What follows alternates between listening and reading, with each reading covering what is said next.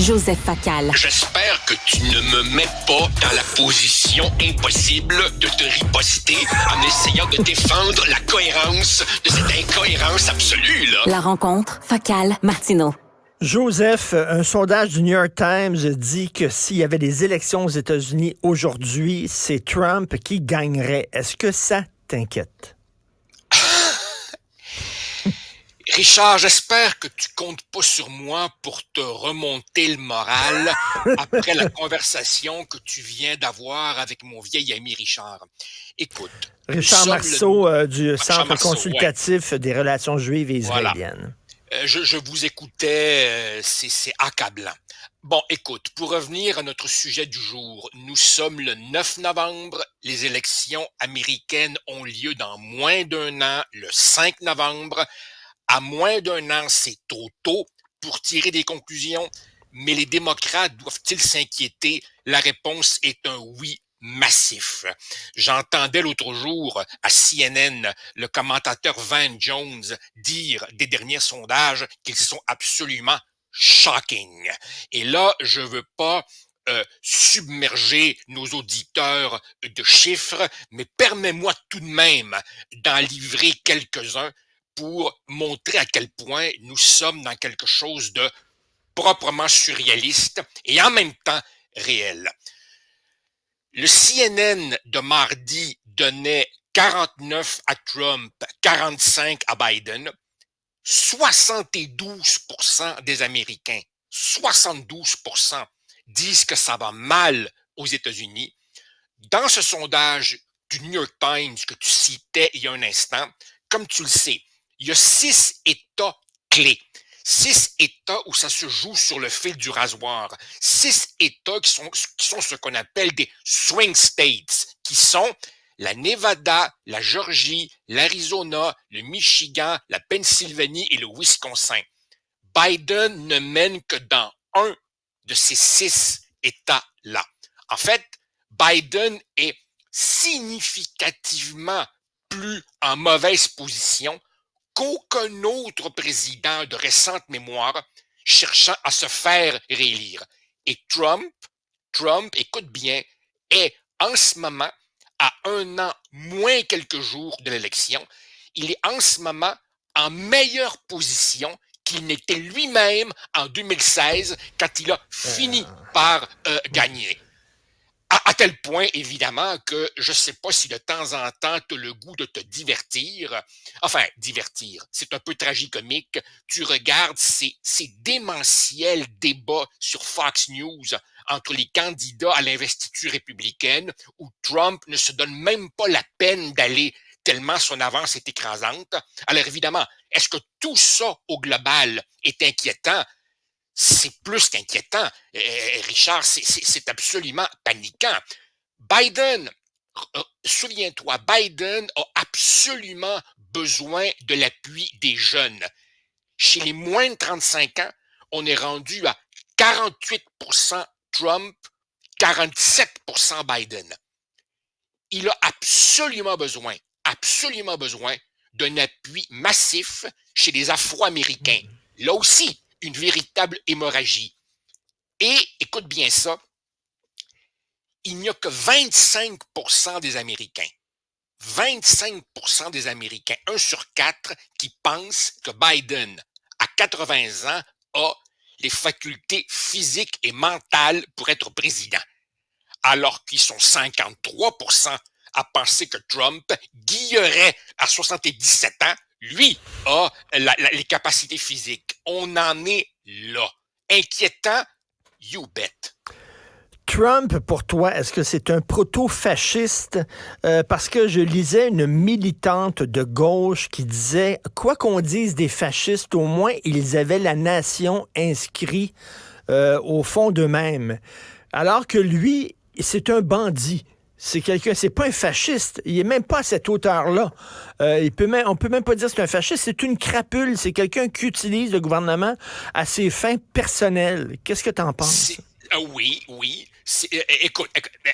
Il faut faire attention aux commentaires de la personne que tu viens de citer, car il faudrait pas non plus montrer la moindre complaisance envers l'idéologie la plus mortifère du 20e siècle avec le communisme, que fut le fascisme. Mais elle a pas tort dans l'absolu. C'est-à-dire que les fascistes avaient une idéologie, une sorte de système proto-philosophique, et ils croyaient en quelque chose de plus grand qu'eux-mêmes. Bon, on sait où ça a conduit. Trump est essentiellement un bandit en cravate qui ne pense qu'à lui.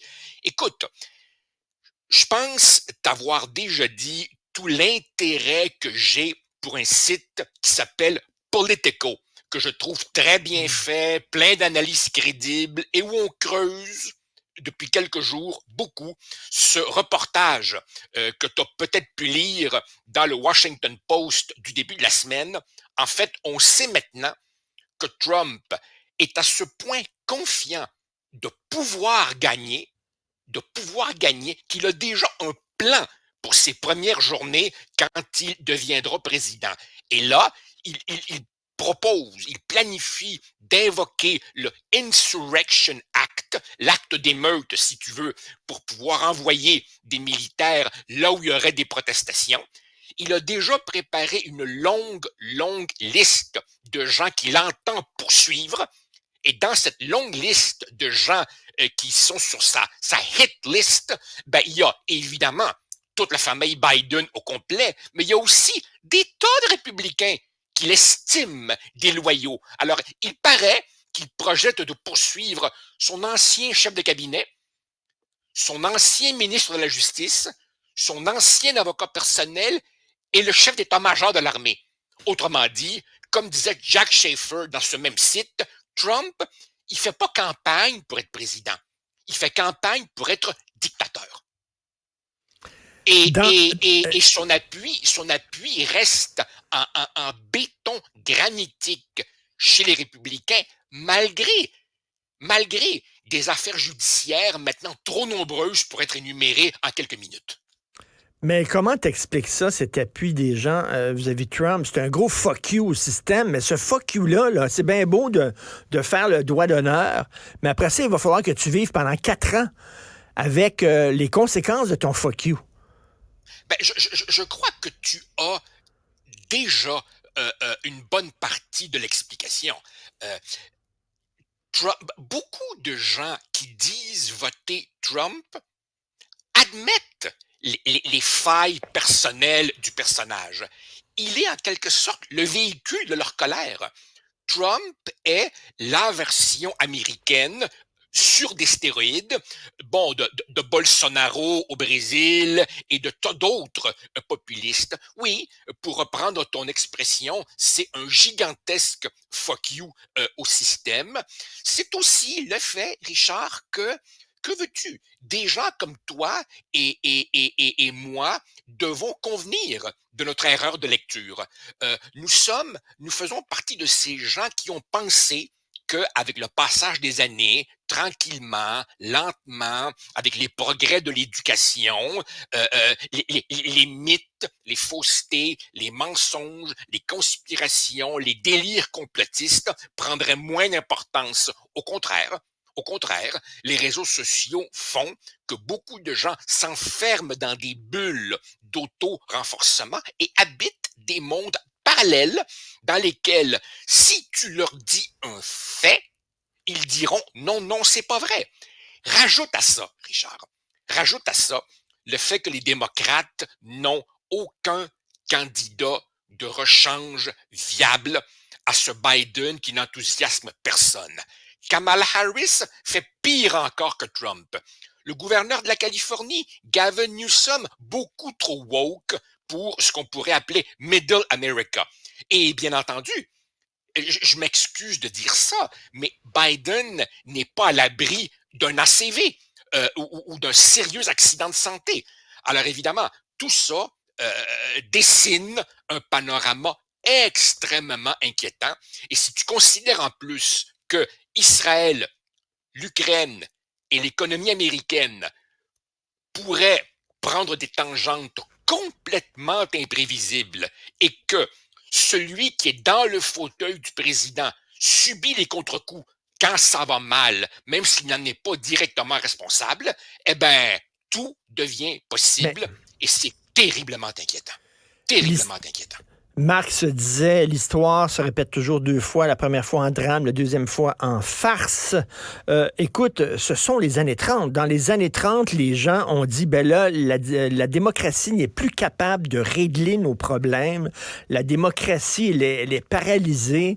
Ils ont été tentés par des régimes autoritaires, que ce soit le fascisme à droite ou le communisme à gauche. Il y a eu une montée de l'antisémitisme dans les années 30. Je veux dire, it's all over again, là. On est dans les années 30, là. Absolument. Le problème, c'est que pour reprendre le fameux aphorisme que tu as évoqué, je suis pas sûr que ce retour prenne vraiment le mode de la farce. Moi, je pense que c'est de nouveau la tragédie. Écoute, Richard, les États-Unis ont toutes sortes de défauts. Oui, il y a un impérialisme américain. Oui, il mérite d'être critiqué. Toi et moi, on a grandi sur ces extraordinaires films hollywoodiens qui font des procès terribles de l'intervention américaine au Vietnam et ailleurs. Mais enfin, tout de même, ça reste la démocratie phare du monde occident, ça reste le beacon of freedom, ça reste la référence pour, disons, l'humanisme rationaliste et libéral. Et là, tu vois que cette puissance, à qui je pense, honnêtement, nous devons, dans l'histoire de l'humanité, infiniment plus de bien que de mal, pourrait réélire un homme qui est accusé d'avoir incité une émeute contre son propre Parlement, qui est accusé d'avoir intervenu pour renverser les résultats électoraux dans des États, qui a gardé des documents top secrets chez lui, qui a payé une porn star pour qu'elle se taise, dont les entreprises font l'objet de nombreuses accusations de fraude fiscale, et j'en passe, et j'en passe, et j'en passe. Alors écoute, vraiment, là, tu sais, Donc, Philippe on est dans la Roth, Matrix. Philippe Roth, lorsqu'il a écrit The Plot Against America, où il imaginait Lindbergh, le célèbre aviateur, qui est un isolationniste, qui est un proto-fasciste, devenir président des États-Unis et instaurer un régime dictatorial aux États-Unis, on se demande si c'est de la science-fiction ou si c'est pas la réalité, là. Richard, ça m'a pris quelques décennies de frustration et de déconvenue personnelle pour comprendre que les observateurs les plus allumés de notre société ne sont pas les politologues, ne sont pas les sociologues, ce sont les artistes. Ils ont une capacité visionnaire à voir ce que nous, on voit pas. Ce que Philip Roth dessinait, c'est possible. Je te rappelle, par exemple, dans la même lignée, le Soumission de Michel Houellebecq, qui dessine, évidemment, la possible accession à la présidence française d'un islamiste. Effectivement, Mais, j'ai vraiment l'impression de plus en plus, Richard, que toi et moi, on voit une parenthèse de l'histoire se refermer, et je te le redis, nos enfants vont grandir dans mais, un monde, euh, nous on l'aura sans doute quitté. Et je écoute, suis très inquiet Joseph, pour eux. j'ai très mal dormi, hein. J'ai fait de l'insomnie presque Oui, toute la nuit. J'ai très peu dormi. Je pensais à ça. Le monde dans lequel mes enfants vont grandir, puis oui, avec toute voilà. la montée de l'antisémitisme, avec ce qui est arrivé à Concordia et tout ça, ça m'inquiète terriblement.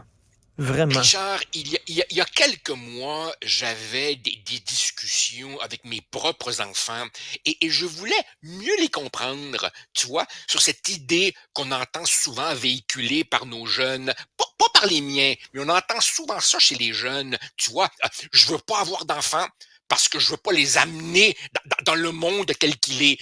Et je trouvais vraiment très étrange, tu vois, cette idée d'une espèce humaine qui ne veut plus se perpétuer. Eh bien, je t'avoue que sans cautionner, sans approuver, je peux comprendre. je peux comprendre que le monde dans lequel nous sommes déjà les terrifie et que ça explique aussi, bien entendu, que la jeune génération est plus anxieuse et plus stressée qu'aucune autre depuis que les statistiques existent. Comment les blâmer de friquer quand tu regardes le monde d'aujourd'hui?